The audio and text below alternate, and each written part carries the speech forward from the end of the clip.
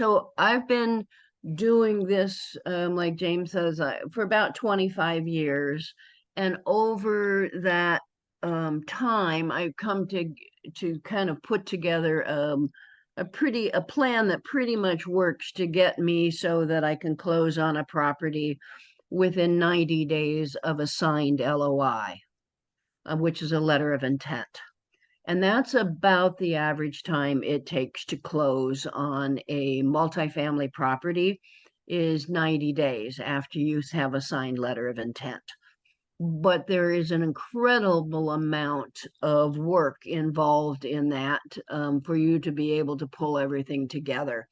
And so what we're going to do tonight is we're going to talk just briefly about this slide, and then I'm going to show you and highlight a couple of things of the document that I kind of put together, which I call a 90 days to close, 3 months to close checklist, so that you make sure you get everything done. And it is broken down into what you do from 90 days to 60, from 30 to 60, 30 days prior to closing, the week of closing, the day of closing, and then immediately following settlement. The second half of this slide really talks a little bit about because there is so much involved in this, and there's so much work a lot of times, that it is really hard to do it by yourself. And I did it by myself for the first few years until I figured out that I just really couldn't get it all done. And so I had other people doing things for me. But I think one of the best ways if you're getting started is to actually see about having a team. And I think the good size of a team is 3 to 4 people. This is broken down into 4 with each of these areas having their own areas of responsibility. And I'm going to show you what that looks like here in just a minute. So basically have somebody who's handling the business, the legal, the communications, somebody who's doing the acquisition stuff, somebody who's raising the private money, getting the money in, getting the loans, and somebody who's dealing with the property management side of things. And I'm going to stop sharing this for a minute. I'm going to come back to this, but I want to move now to show you what this 90 days to close checklist looks like. All right, so I've just highlighted a couple of things. Let me see if I can pull this up here. So we don't have time at all to talk about all of this. There's just too much. Well, I'm just not having a lot of good luck doing that. So basically, this is the 60 to 90 days, and you can kind of see how this is set up. So the person responsible, you're picking up when it is completed. I've highlighted a few things. So this is the business and the legal communications job. And so they're going to create the team. They're going to calculate how much of the deal the owners, the management team can have versus how much of the deal the investors need. They're going to determine kind of the out-of-pocket expenses, what it's going to take to before you raise money, and who's going to pay for that. The acquisitions people at this point, just kind of showing you a couple things, are going to get the first list of the financials. So they're going to be coming from the they're going to be going to, first off, we have a due diligence checklist that I've created over the past 20 years or so. It's about 25 pages. And every time something went wrong, I would add something to it that I needed to check. So the first thing I would say is that not everything on that 25 pages needs to be done. But what you do need to do is go through that due diligence checklist and check off the things that you need to understand. And so that's one of the tasks, is to go through that checklist and figure out which of those informations you're going to need. And that information is broken up into 3 or 4 people you're going to send it to. You're going to send it to the broker. You're going to send it to the owner for questions for the owner to answer. You're going to have your own team do some of it. And the fourth thing are some of your secondary team, like your attorneys and those kinds of things. And you're going to ask them to provide you with that information so you can begin to collect the information.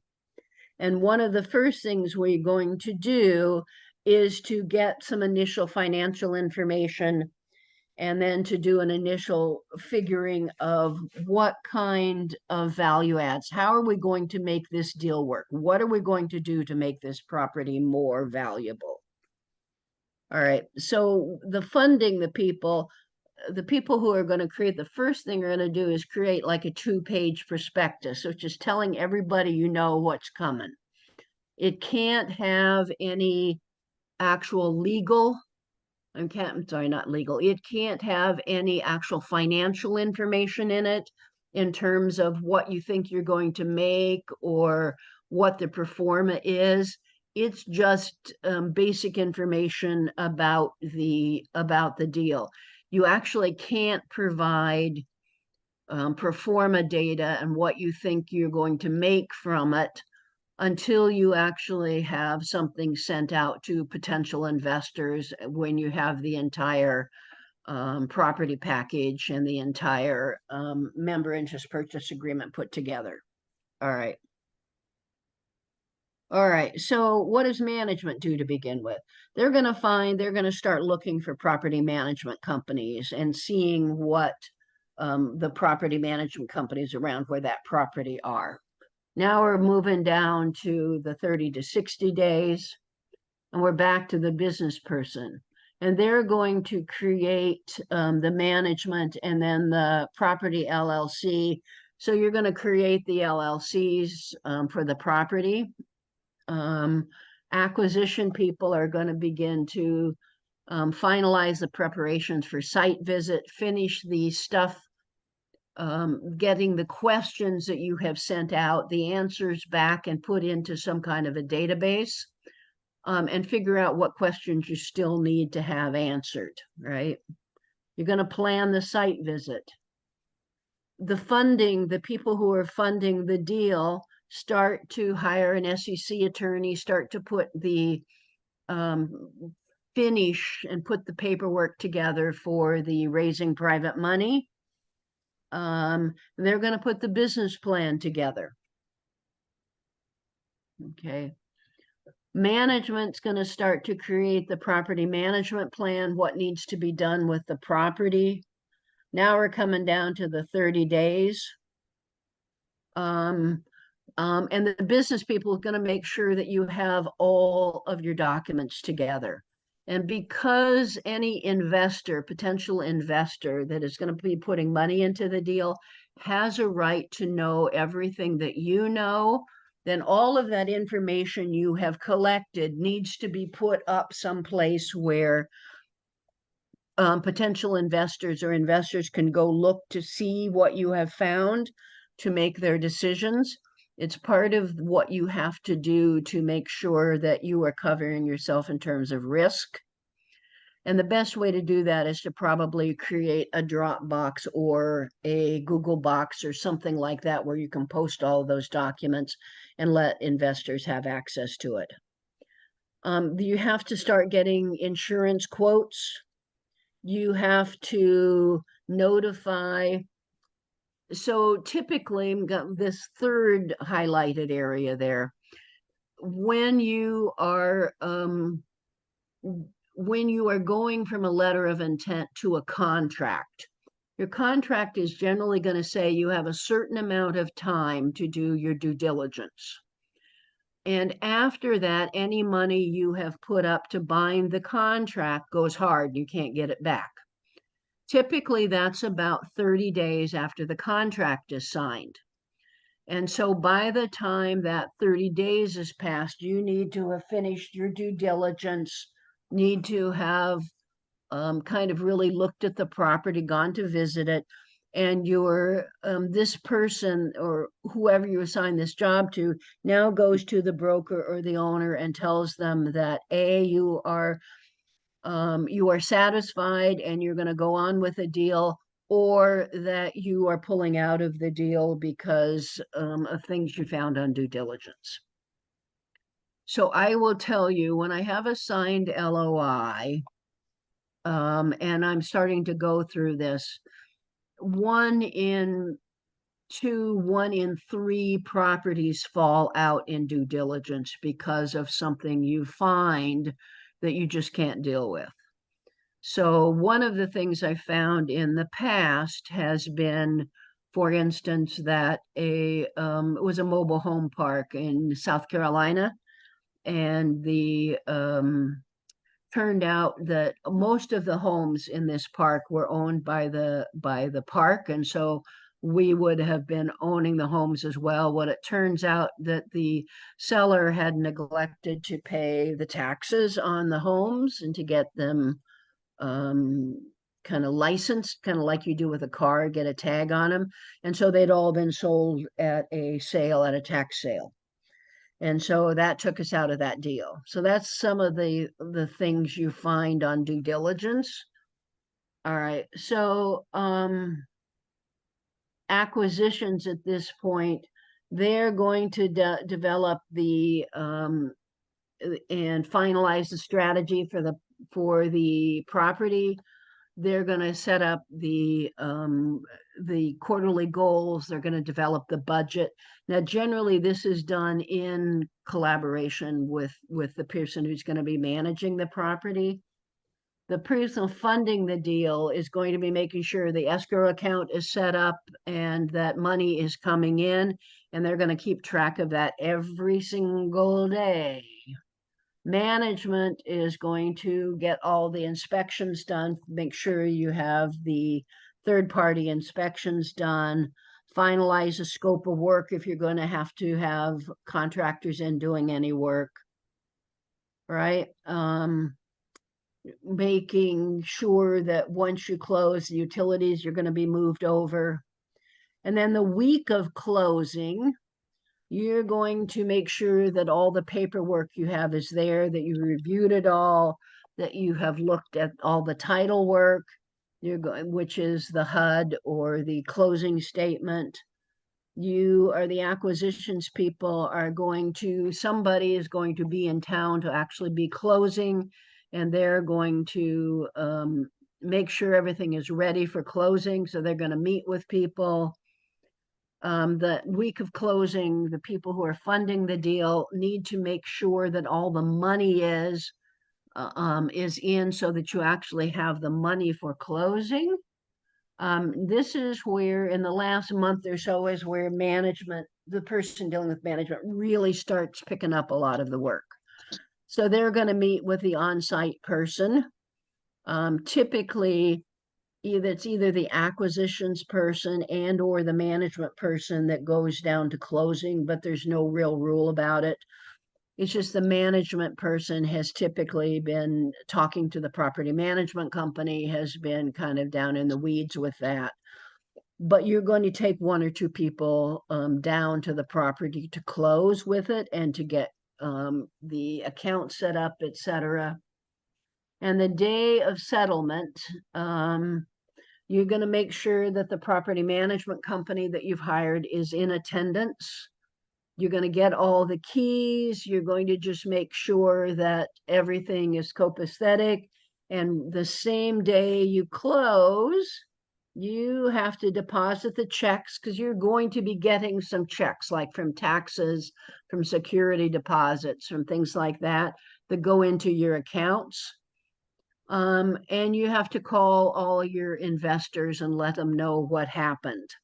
So there is no real, I'm going to close this out and kind of go back to the other document. So there is no real requirement that you do this in the way that I have set it up, or that you have the same number of people, these people. It has just become an easier way for me to make sure that everything gets done. And again, not everything on that list necessarily is going to be done, but you have it there so that you are aware of it. I'm going to go through kind of one more slide here that is different than what we have talked about before, and then we'll kind of leave that and come back and just take questions, etc. Okay, so we are, so James said in the introduction that we are typically have taken this class online. And that's the way that people learn this stuff. But after talking to James and a couple of other people and a number of people that, that are interested in what we do, there have been some interest in having another face-to-face class.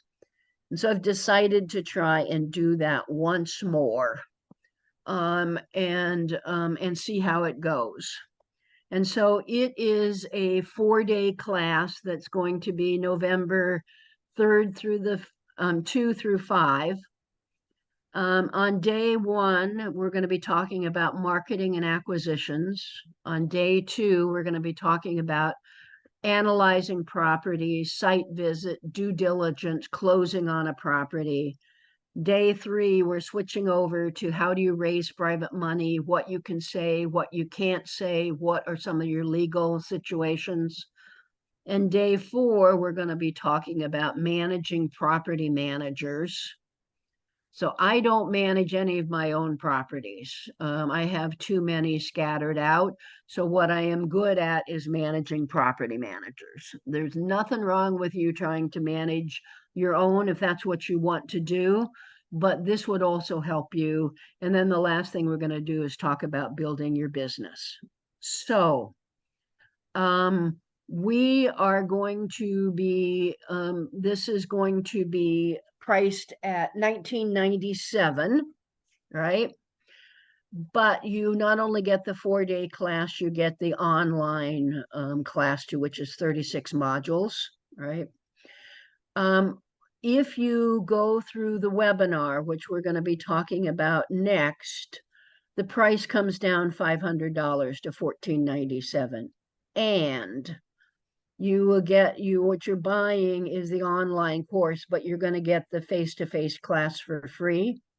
We are having our developers actually change the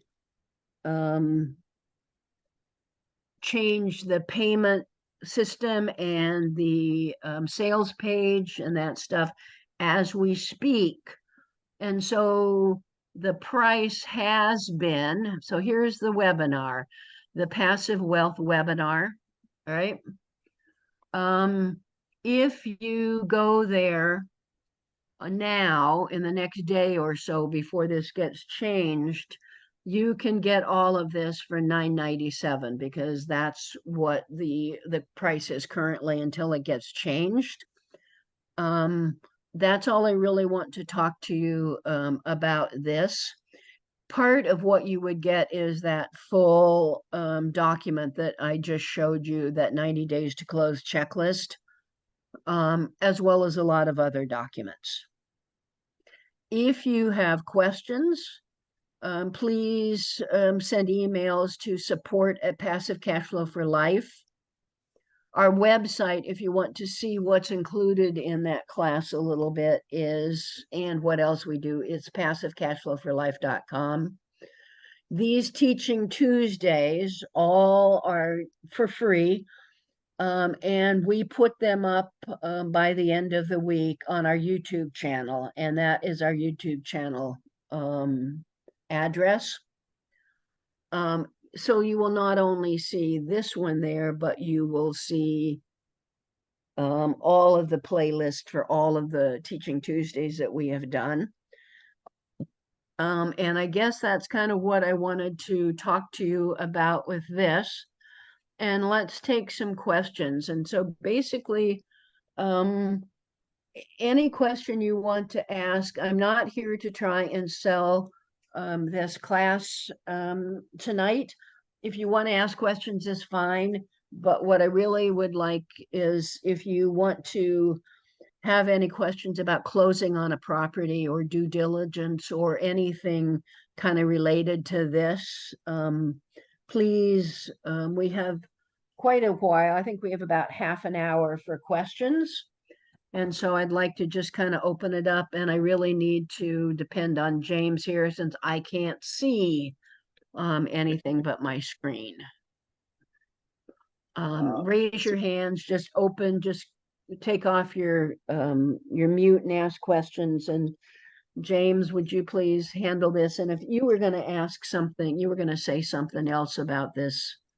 I think you were supposed to say about the price, and I just kind of jumped in there. So you got any other words to say there? I'm sorry for. No, it's just, Nichole wanted to give everyone the opportunity, and our developer is based in Iowa. We had asked him to change the price on Saturday morning, and he was away for the long weekend. So if you go there now, it might still be $9.97.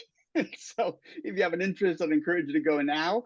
I have not heard back from him, so it might already be changed, or when you get there, it might still be $9.97. I know he's working on it now. So I don't know, I guess do whatever you want. But there's an opportunity there for you because our software developer was on vacation over the long holiday weekend. But we have a small enough group that if you just want to unmute and ask questions, that's totally fine. You can raise your hand or just talk or whatever you guys want to do. And I put all the links for the webinar up on the chat. So you can cut and paste, or you can just click on it and then save it, or whatever you would like to do. Hi, this is Chris. Can you hear me? Yes. Okay. Thanks for this. It's very informative. Question on like visiting the property. I'm do small multifamilies, and I'm a very visual person. I like to see the property, go through it in and out. So question on like visiting the property, sort of a two-parter. Number one, what percentage of the units do you like to get in and see to feel comfortable that you really kind of know the units? And then what other things are must see while you're visiting the property? Two good questions. Number one, I actually want to get into every single unit. And I can set that up with the property management company or the owner, because there's a tendency for them to show you the units they want you to see. If I can't get into every unit for some reason, what I have them do is to sign and get notarized a letter that certifies that what I have seen is representative of all of the other units, so that I have some, that I have a backup if I don't. But what I have developed over time is kind of a one pager that has the what I'm looking for in each of the units. And I'm really just going through probably a minute or less in each unit. And I'm looking to sort of see what condition it's in. That includes, if it's torn up. And so I will look to see if there's damage to the unit. I'll look to see if there's water leaks, if there's water problems. I'll look to and smell and listen if there's drugs and alcohol, or, there's just a mess. And depending on what I see, I turn a corner of the page down, a separate corner of the page down. So I have a page for each unit. And then I kind of go back and look to see what I have seen. What I want to see in general, when I am on site visit. So we tend to break it up into, because I tend to like to take 3 or 4 people with me on site visit.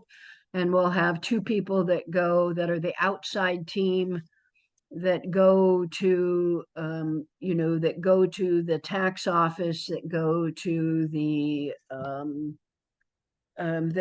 property office, that go to code enforcement that go to police and fire, that, you know, all of those kinds of areas where you're going to ask questions about the property.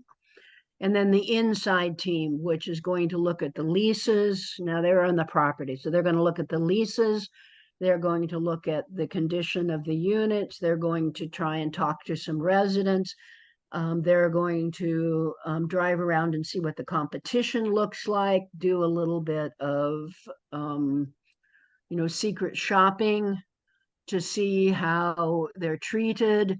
And so that's basically my outside. So my due diligence checklist has things that we're going to do on site and things we're going to do before we get to site, or that we're going to get the seller or the broker to send us. So I have a real good picture of not only the property, but the market and the city and the situation, et cetera.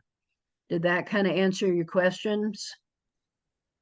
Yeah, yeah. I like the affidavit letter. That's really smart. Yeah, I have gotten bit once or twice That's by, that's what I thought. yeah. So Certainly, I it makes just, sense. after a while, you know, it becomes, it just, you can't CYA everything. So you do the Right. best you can. Thank you. All right. Other questions, James? Not in chat. Anybody else? And again, it doesn't have to be about closing. It can be basically about anything multifamily related.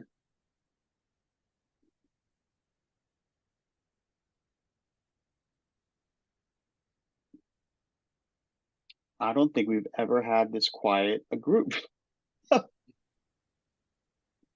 Hi, this is Deirdre. I've got my hand raised, so I don't hear anybody. I was just going to ask a question. Yeah, go ahead.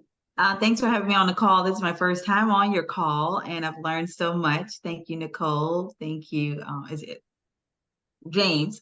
My question is, since you mentioned you have a lot of players, you know, you build a team to come together to pull off the sale. How do you solicit your investors to let them know if there are some people that would like to be just an investor in your deal? How do you pick and choose those people? So are you asking, how do you find people who just want to be passive investors as opposed to be actively on your team? Yes, yeah, I'm sure the passive investor, yes. Yeah, that's something you start now if you're going to do this. You have to build relationships. So you basically, what we tell people they need to do is they need to build kind of a little credibility package about you and your team. And so when you're talking about multifamily purchases, you're generally talking about larger purchase prices, which therefore means that you need people who can put in larger dollar amounts, right? So 50 to 100,000 at least. And so those tend to be people that have a little more wealth, a little more income, and they have a tendency to have financial advisors and things like that. And so they get solicited a lot. So what you end up needing to do is to start building relationships now. So you kind of start meeting some of these people, you start telling people what you're wanting to do, you have a little credibility package. But what people of high net worth are really interested in properties are, what do you buy and why? So getting a picture of your of what type of properties you buy, your experience, and specifically the team that you have and their qualifications. So team means the people on your group who are going to be involved and their experience is going to weigh heavily. I'm going to let James also jump in here. He's kind of our person who does most of the money raising. And so what would you say, James? I think you hit it spot on. I think, a lot of people say, find a really good deal and the money will come. I think you're setting yourself up for a lot of stress if you do it that way. I've known a couple of people that have done that, and one guy was like, "Oh my God, James, I will never, ever, ever do that again. It was just too much stress." You just want to kind of lay the groundwork, right? So if you are, I don't know what you do for a living, but let's say you're an accountant, right, or a software developer, or an engineer, or whatever it may be, right? People know you, or they identify with you in whatever your chosen profession is. So if you wait until you have a deal and then come and go, wow, this is awesome, would you like to invest? They're thinking, where did this come from? You're like a software engineer or an accountant or an attorney or whatever it is. Where's this whole multi-unit thing coming from?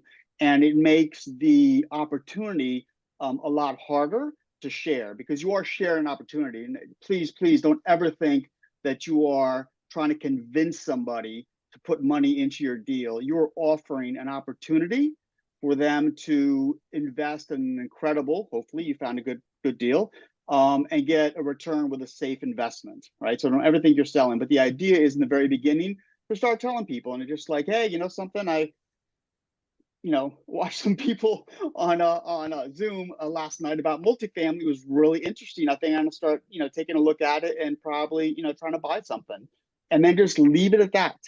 Don't try and convince anybody. Don't ask them if they want to invest. Don't do any of that. Just plant that seed. And then as time goes on, you keep talking to them. You say, hey, listen, if I find a good deal, you want me to, run it by you? And you already planted that seed. It's like, yeah, sure. And then when you do have a good deal, you set up that progression. So when you go and you talk to the person, they understand that you are in multifamily. They've already acknowledged the fact that, yes, they'd be interested in at least looking at what is an opportunity for them. And then the person is going to feel a lot more comfortable, cutting you a check for 25, 50, 100, million, whatever it may be, right? I will tell you this on your first deal, and I learned this from Nichole, you need to raise 2.5 to 3 times the amount of money that you think you need.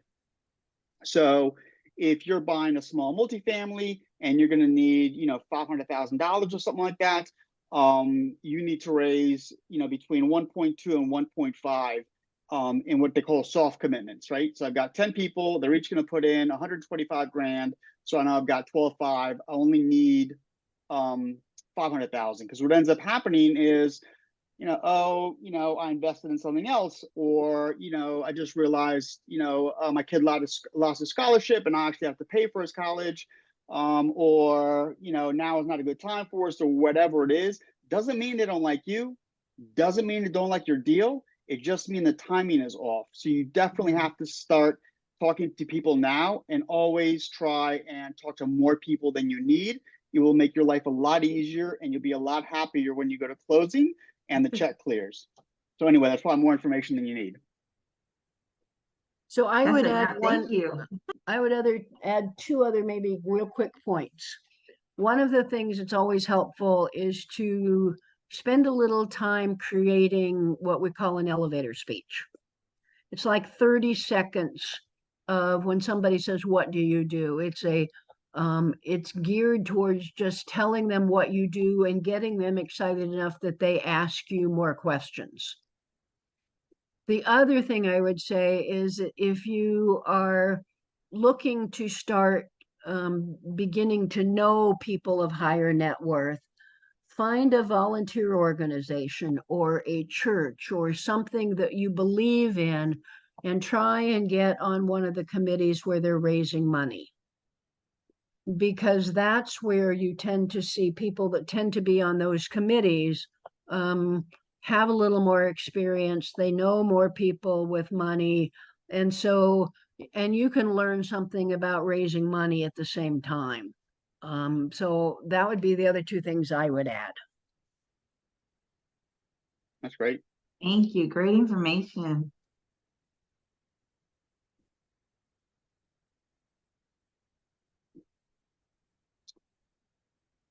Other Anybody questions? else? Stephanie, Latanya, Alex, Marissa? I guess I have a general question, and we'll probably talk about it tomorrow, James, but kind of Sure. what you guys are seeing in the market these days. Do you see the gap between buyers and sellers closing, cap rates, like activity? What do you think about what's going on?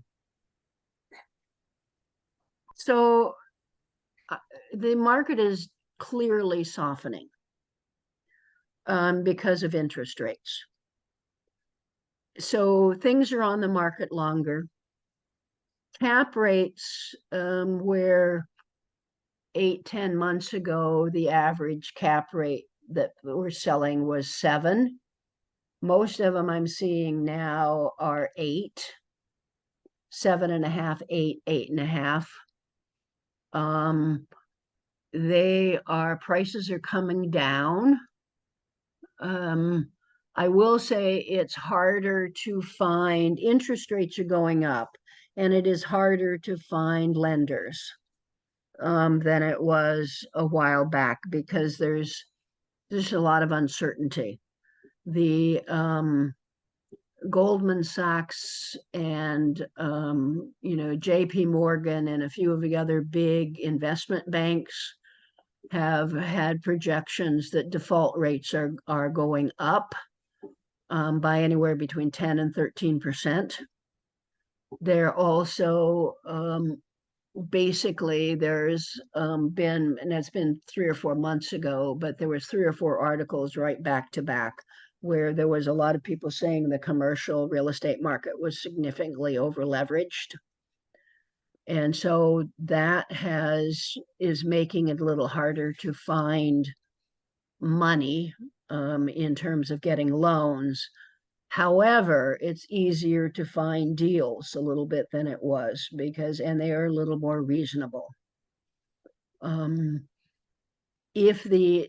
was just looking probably a week and a half, 2 weeks ago, the national average for interest rates for multifamily is about 7.2% for interest rates.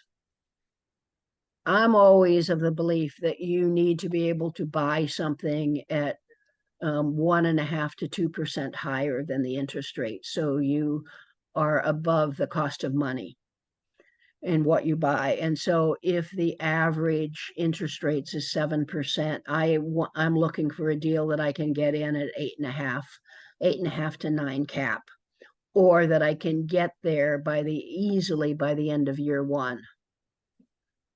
That kind of answer that, or do you have any more specific things you wanted me to touch on?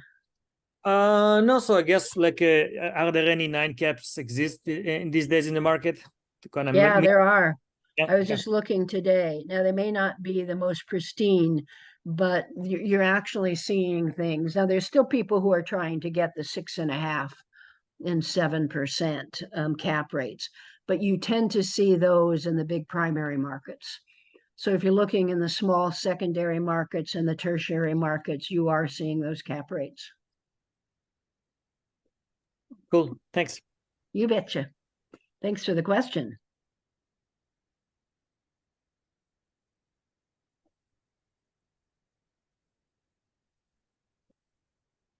Anything else from anybody?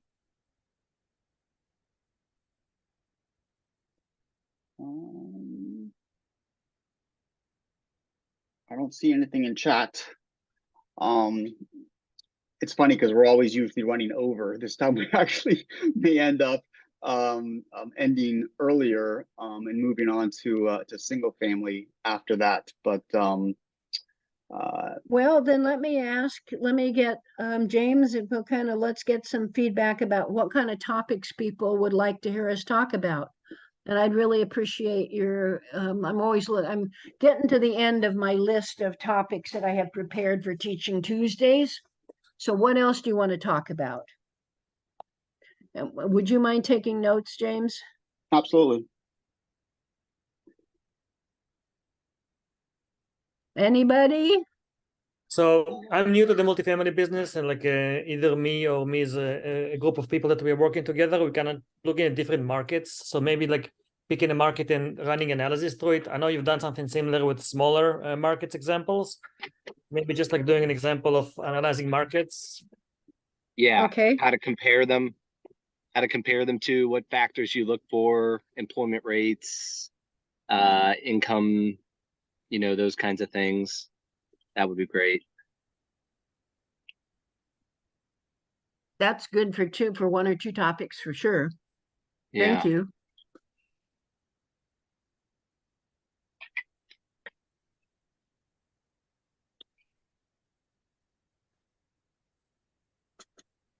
Latanya, Stephanie, Sharon, any of you guys have anything you'd like to see us talk about? Jane? Sharon. Hey, Nichole. Hey, Sharon. Both of us are logged on, so I'm probably going to get feedback. Hold on, let me log Gmail.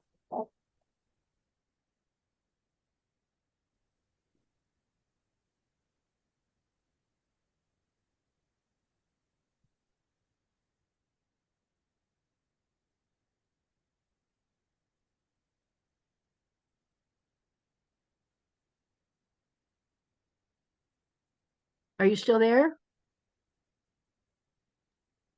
Can you hear now? I can. Okay, but we had to log Jane off because we were getting feedback. Sorry, we have a medical emergency with one of our neighbors out there, so we're trying to make sure everything was okay there. No, no. Oh, dear. We're a bunch of fire engines and ambulance. Oh, well, that's a wake you up for the night, huh? I Pretty know. much, yeah. Hi, Anytime. Nichole. Go ahead. Yeah, this is Roy here. Just out of curiosity, how does one get in touch with the owners of these bigger multi-unit, properties? I'm aware of, as an agent down here in South Florida, single family and condos and navigating that. But how would one? Is it?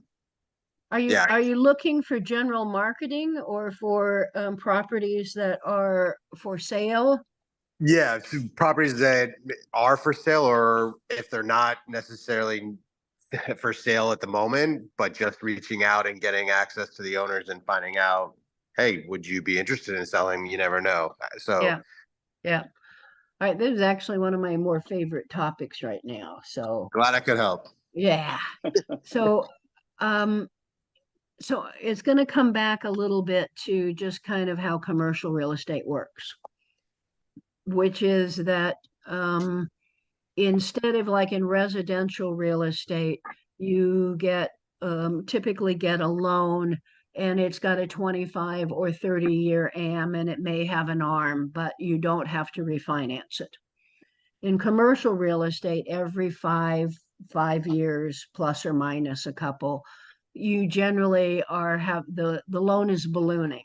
And so the whole loan comes due. And you have to go back through underwriting again, full underwriting process again. Okay. So over the past 5 years, because cap rates have been so friggin' low, and banks know those are not really sustainable, that a lot of the balloons you were seeing that used to be 5 to 7 years have come down to 3 to 5 years. So what does that mean? It means in the next year or two, there's going to be an awful lot of loans that are coming up for refi. They're going to have to go through underwriting again. So I think that there is probably a way. Can you guys still hear me? Yes. Okay. Yeah. Great. I'm sorry. All of a sudden my screen went blank. Yeah. So, so a couple of things I would do. I would go to a really good list broker and I would ask them for multifamily property owners. So I don't know if you're interested in apartments, if you're interested in mobile home parks. I don't know what you might be interested in. but ask them for properties that are the size you're looking for, 50 to 100 units, 25 to 50, whatever it is, that have been owned between at least 5 years, between 5 and 10 years, because those are ones where they probably don't have lots of equity, and or they are going to, the property is going to be coming up for refinance fairly soon. And I think that because interest rates are where they are, what people used to be getting at 5.25 are going to be 7 to 7.25. And that means that I think that there's going to be a lot of loans, even though rents have gone up and the NOI has gone up.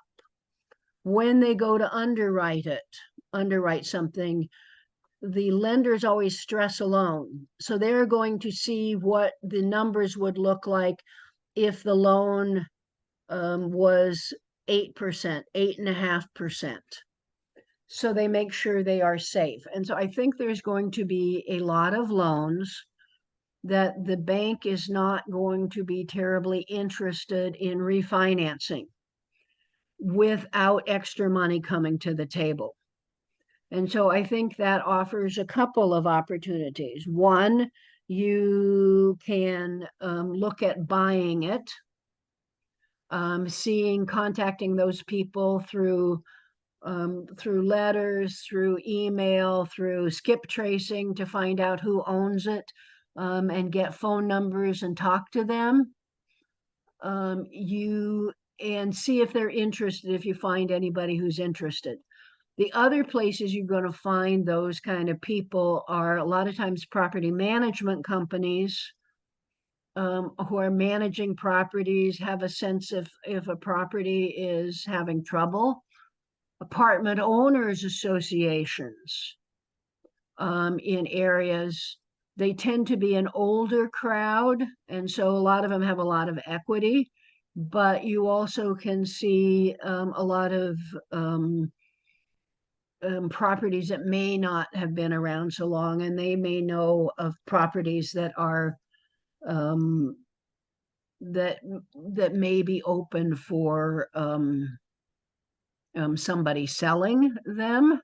The other thing is, if you have some dollars to invest, and you can find some of these people who are coming up for refi and are needing to bring money to the table, that you can bring that money in for a piece of equity in the property, and to get it refinanced.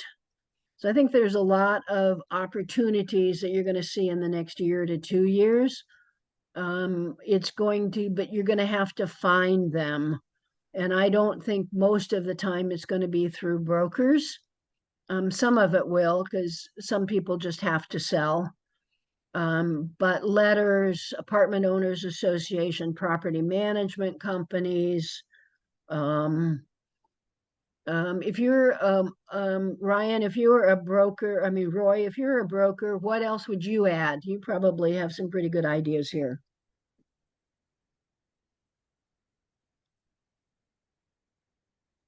Sorry.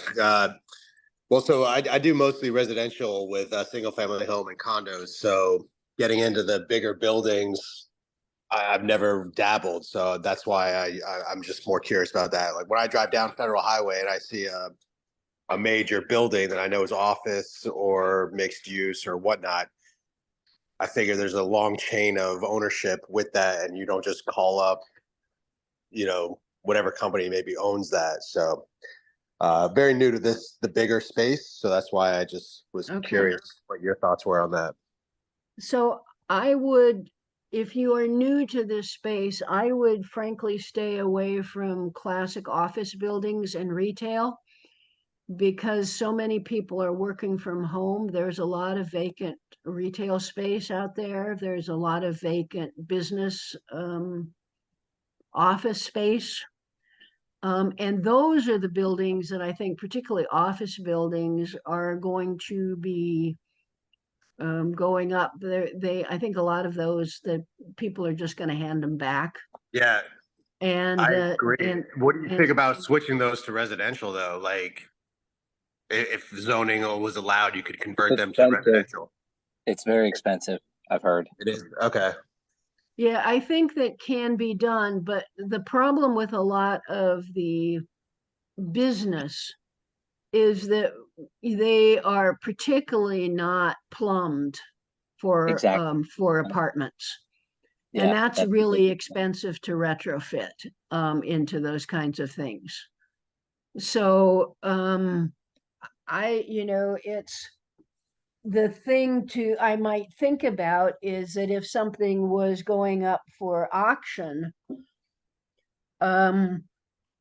if you can buy something at way low prices, and I do mean way low prices per square foot, now you can turn around and rent that office space at very good rates and still make your money. And so you have a chance of cutting out some of the competition or having people move over. But I would also have a business plan of how you're going to fill those units.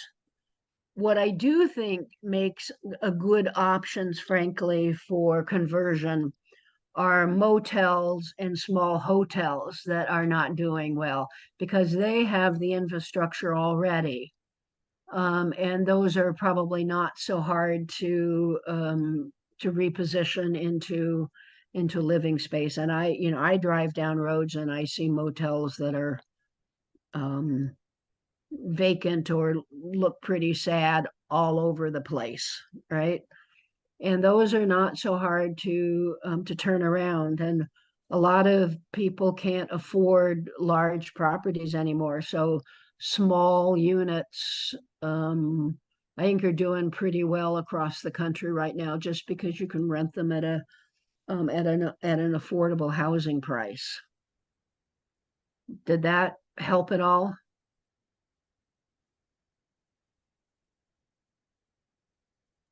Yes, it did. Thank you. Sorry, the dealing with the mute and unmute on my phone takes longer. Yeah, that's okay.